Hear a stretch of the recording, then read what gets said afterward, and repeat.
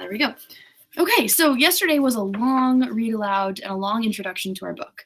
I read Paulo Coelho's author introduction about, why he wrote it.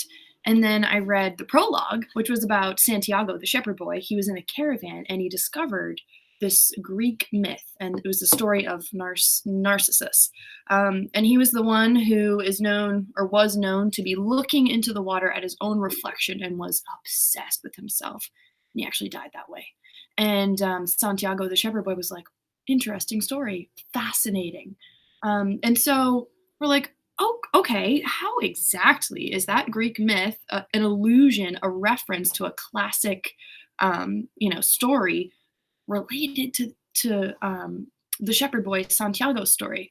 And yesterday we kind of said that it's a call to action and that he recognizes that it's okay to be a little bit selfish because you have to inherently recognize the goodness in yourself so that you can pursue your dreams.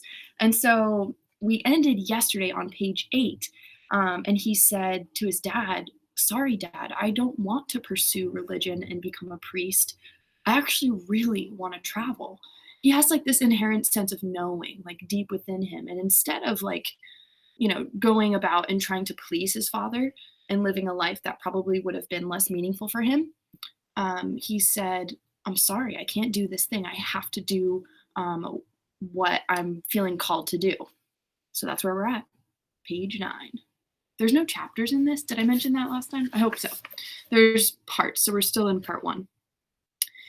"People from all over the world have passed through the village, son," said his father. "They come in search of new things, but when they leave, they are basically the same people they were when they arrived. They climb the mountain to see the cattle, and they wind up thinking that the past was better than what we have now. They have blonde hair or dark skin, but basically, they're the same as the people who live right here." "I'd like to see the castles and the towns where they live," the boy explained. "Those people, when they see our land, say that they would like to live here forever," his father continued. "Well, I'd like to see their land and see how they live," said his son. "The people who come here have a lot of money to spend so they can afford to travel," his father said. "Amongst us, the only ones who travel are the shepherds." "Well, then I'll be a shepherd." His father said no more. The next day, he gave his son a pouch that held 3 ancient Spanish gold coins. "I found these one day in the fields. I wanted them to be part of your inheritance, but use them to buy your flock. Take to the fields, and someday you'll learn that our countryside is the best, and our women the most beautiful." It's really touching. So his father's like, "Okay, so you're not going to follow my dream. You're going to follow your own. I'll support you a little bit. Here's some gold. Go get some sheep." And he gave the boy his blessing.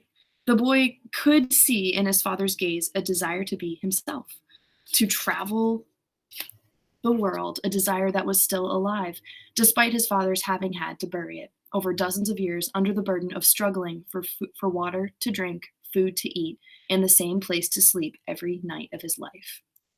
And so his dad, we just found out, really kind of struggled to make ends meet.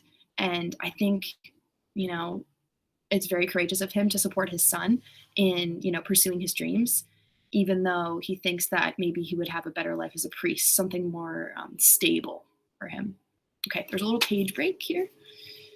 The horizon was tinged with red, and suddenly the sun appeared. The boy thought back to that conversation with his father and felt happy. He had already seen many castles and met many women, but none the equal of the one who awaited him several days hence. So in 4 days, he's going to meet, again, the merchant's daughter. He's got a wicked crush on her. He owned a jacket, a book that he could trade for another, and a flock of sheep. But most important, he was able every day to live out his dream. If he were to tire of the Andalusian fields, he could sell his sheep and go to the sea. By the time he had had enough of the sea, he would already have known other cities, other women, and other chances to be happy. I couldn't have found God in the seminary, he thought, as he looked at the sunrise. Whenever he could, he sought out a new road to travel. He had never been to that ruined church before, in spite of having traveled through those parts many times. The world was huge and inexhaustible. He had only to allow his sheep to set the route for a while, and he would discover other interesting things. The problem is that they don't even realize that they're walking a new road every day. They don't see that the fields are new and the seasons change. All they think about is food and water. So the boy is concerned with his sheep. His sheep are concerned with survival, and the boy's like, but they don't even have a chance to recognize beauty like we do. It's a bummer. Maybe we're all that way, the boy mused. Even me. I haven't thought of other women since I met the merchant's daughter. Looking at the sun, he calculated that he would reach Tarifa before midday. There he could exchange his book for a thicker one, fill his wine bottle, shave, and have a haircut. He had to prepare himself for his meeting with that girl, and he didn't want to think about the possibility that some other shepherd with a larger flock of sheep had arrived there before him and asked for her hand. Oh, asked for her hand is a fancy word for marriage. Okay, it's a big crush. It's the possibility of having a dream come true that makes life interesting, he thought, as he looked again at the position of the sun and hurried his pace. He had suddenly remembered that in Tarifa there was an old woman who interpreted dreams. Another little page break. The old woman led the boy to a room at the back of her house. It was separated from her living room by a curtain of colored beads. The room's furnishings consisted of a table, an image of the Sacred Heart of Jesus, and two chairs. The woman sat down and told him to be seated as well. Then she took both of his hands in hers and began quietly to pray. It sounded like a gypsy prayer. The boy had already had experience on the road with gypsies. They also traveled, but they had no flocks of sheep. People said that gypsies spent their lives tricking others. It was also said that they had a pact with the devil, and that they kidnapped children and taking them away to their mysterious camps made them their slaves. As a child, the boy had always been frightened to death that he would be captured by gypsies, and this childhood fear returned when the old woman took his hand in hers. But she has the Sacred Heart of Jesus here, he thought, trying to reassure himself. He didn't want his hand to begin trembling, showing the old woman that he was fearful. He recited an Our Father silently. Very interesting, said the woman, never taking her eyes from the boy's hand, and then she fell silent. The boy was becoming nervous. His hands began to tremble, and the woman sensed it. He quickly pulled his hands away. I didn't come here to have you read my palm, he said, already regretting having come. He thought for a moment that it would be better to pay her fee and leave without learning a thing, that he was giving too much importance to his recurrent dream. You came so that you could learn about your dreams, said the old woman. And dreams are the language of God. When he speaks in our language, I can interpret what he has said. But if he speaks in the language of the soul, it is only you who can understand. But whichever it is, I am going to charge you for the consultation. She's a businesswoman. I like that about her. Another trick, the boy thought, but he decided to take a chance. A shepherd always takes his chances with wolves and with drought, and that's what makes a shepherd's life exciting. I've had the same dream twice, he said. I dreamed that I was in a field with my sheep when a child appeared and began to play with the animals. I don't like people to do that because the sheep are afraid of strangers, but children always seem to be able to play with them without frightening them. I don't know why. I don't know how animals know the age of human beings. Tell me more about your dream, said the woman. I have to get back to my cooking, and since you don't have much money, I can't give you a lot of time. The child went on playing with my sheep for quite a while, continued the boy, a bit upset. And suddenly the child took me by both hands and transported me to the Egyptian pyramids. He paused for a moment to see if the woman knew that what the Egyptian pyramids were, but she said nothing. Then, at the Egyptian pyramids, he said the last three words slowly so that the old woman would understand. The child said to me, if you come here, you will find a hidden treasure. And just as she was about to show me the exact location, I woke up, both times. The woman was silent for some time. Then again, she took his hands and studied them carefully. I am not going to charge you for anything now, she said, but I want 1/10 of the treasure if you find it. Businesswoman. The boy laughed out of happiness. He was going to be able to save the little money he had because of a dream about hidden treasure. Well, interpret the dream, he said. First,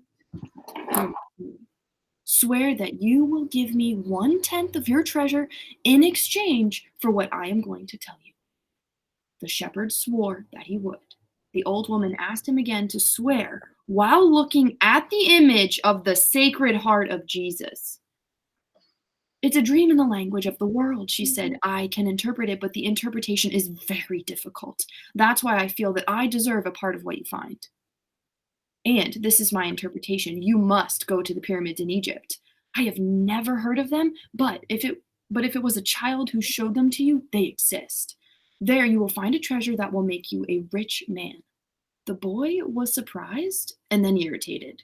He didn't need to seek out the old woman for this. But then he remembered that he wasn't going to have to pay anything. I didn't need to waste my time just for this, he said. I told you that your dream was a difficult one. It's the simple things in life that are the most extraordinary. Only wise men are able to understand them. And since I am not wise, I have had to learn other arts, such as the reading of palms. Well, how am I going to get to Egypt? I only interpret dreams. I don't know how to turn them into a reality. That's why I have to live off what my daughters provide me with. And what if I never get to Egypt? Then I don't get paid. Wouldn't be the first time. And the woman told the boy to leave, saying she had already wasted too much time with him. So the boy was disappointed. He decided that he would never again believe in dreams. He remembered that he had had a number of things he had to take care of. He went to the market for something to eat. He traded his book for one that was thicker, and he found a bench in the plaza where he could sample the new wine he had bought. Ooh. The day was hot, and the wine was refreshing. The sheep were at the gates of the city in a stable that belonged to a friend. The boy knew a lot of people in the city. That was what made traveling appeal to him. He always made new friends, and he didn't need to spend all of his time with them. When someone sees the same people every day, as it happened with him at the seminary, they wind up becoming a part of that person's life, and then they want the person to change. If someone isn't what others want them to be, the others become angry. Everyone seems to have a clear idea of how other people should lead their lives, but none about his or her own. He decided to wait until the sun had sunk a bit lower in the sky before following his flock back through the fields. 3 days from now, he would be with the merchant's daughter. Ooh la la! He started to read the book he had bought. On the very first page, it described a burial ceremony, and the names of the people involved were very difficult to pronounce. If he ever wrote a book, he thought he would present one person at a time so that the reader wouldn't have to worry about memorizing a lot of names. When he finally was able to concentrate on what he was reading, he liked the book better. The burial was on a snowy day, and he welcomed the feeling of being cold. As he read on, oh, look at him making use of the movie in your mind, mental image pictures. Good reading strategy, boy. Sorry, I lost my page. As he read on, an old man sat down at his side and tried to strike up a conversation. What are they doing? The old man asked, pointing at the people in the plaza. Working, the boy answered dryly, making it look as if he wanted to concentrate on his reading. Actually, he was thinking about shearing his sheep in front of the merchant's daughter so that she could see that he was someone who was capable of doing difficult things. He had already imagined the scene many times. Every time, the girl became fascinated when he explained that the sheep had to be sheared from back to front. He also tried to remember some good stories to relate as he sheared the sheep. Most of them he had read in the books, but he would tell them as if they were from his personal experience. I believe we have a plagiarism situation here, y'all. Okay. She would never know the difference because she didn't know how to read. Meanwhile, the old man persisted in his attempt to strike up a conversation. He said that he was tired and thirsty and asked if he might have a sip of the boy's wine. The boy offered his bottle, hoping that the old man would leave him alone. But the old man wanted to talk, and he asked the boy what book he was reading. The boy was tempted to be rude and moved to another bench, but his father had taught him to be respectful of the elderly. So he held out the book to the man for two reasons. First, that he himself wasn't sure how to pronounce the title, and second, that if the old man didn't know how to read, he would probably feel ashamed and decide of his own accord to change benches. Said the old man, looking at all sides of the book as if it were some strange object. This is an important book, but it's really irritating. The boy was shocked. The old man knew how to read and had already read the book. If the book was irritating, as the old man had said, the boy still had time to change it for another. It's a book that says the same thing almost all the other books in the world say, continued the old man. It describes people's inability to choose their own personal legends. and it ends up saying that everyone believes the world's greatest lie. What's the world's greatest lie? The boy asked, completely surprised. It's this, that at a certain point in our lives, we lose control of what's happening to us, and our lives become controlled by fate. That's the world's greatest lie. That's never happened to me, the boy said. They wanted me to be a priest, but I decided to become a shepherd. Much better, said the old man, because you really like to travel. He knew what I was thinking, the boy said to himself. The old man, meanwhile, was leafing through the book without seeming to want to return it at all. The boy noticed the man's clothing was strange. He looked like an Arab, which was not unusual in those parts. Africa was only a few hours from Tarifa. One had only to cross the narrow straits by boat. Arabs often appeared in the city, shopping and chanting their strange prayers several times a day. Where are you from? The boy asked. I'm from many places. No one can be from many places, the boy said. I'm a shepherd and I've been to many places, but I come from only one place, from a city near an ancient castle. That's where I was born. Well, then, we could say that I was born in Salem. The boy didn't know where Salem was, but he didn't want to ask, fearing that he would appear ignorant. He looked at the people in the plaza for a while. They were coming and going, and all of them seemed to be very busy. So, what is Salem like? He asked, trying to get some sort of clue. It's like it always has been. No clue yet, but he knew that Salem wasn't in Andalusia. If it were, he would have already heard of it. And what do you do in Salem? He insisted. What do I do in Salem? The old man laughed. Well, I'm the king of Salem. Whoa, plot twist. People say strange things, the boy thought. Sometimes it's better to be with the sheep who don't say anything, and better still to be alone with one's books. They tell their indescribable stories at the time when you want to hear them. But when you're talking to people, they say some things that are so strange that you don't know how to continue the conversation. My name is Melchizedek. Melchizedek, said the old man. How many sheep do you have? Enough, said the boy. He could see that the old man wanted to know more about it. Oh, shoot, sorry. I'm almost done here. I'm going to read to the next page. Sorry. Enough, said the boy. He could see that the old man wanted to know more about his life. Well, then we've got a problem. I can't help you if you feel you've got enough sheep. The boy was getting irritated. He wasn't asking for help. It was the old man who had asked for a drink of his wine and had started the conversation. Give me my book, said the boy. I have to go and gather my sheep and get going. Give me 1/10 of your sheep, said the old man, and I'll tell you how to find the hidden treasure. What? That seems like a weird coincidence about the 1/10 thing and the treasure. How would he know about that?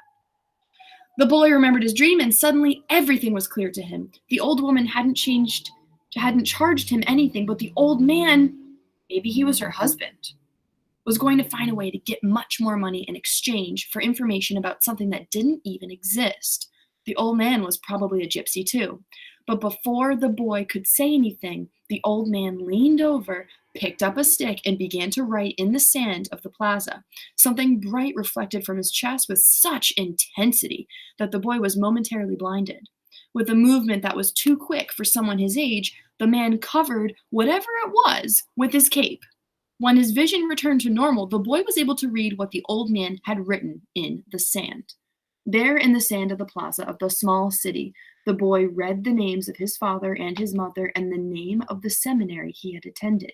He read the name of the merchant's daughter, which he hadn't even known, and he read things he had never told anyone. Guys, what is going on in this town? It's like some kind of psychic connection. All right, I'm going to pause here. I'm going to stop the recording. And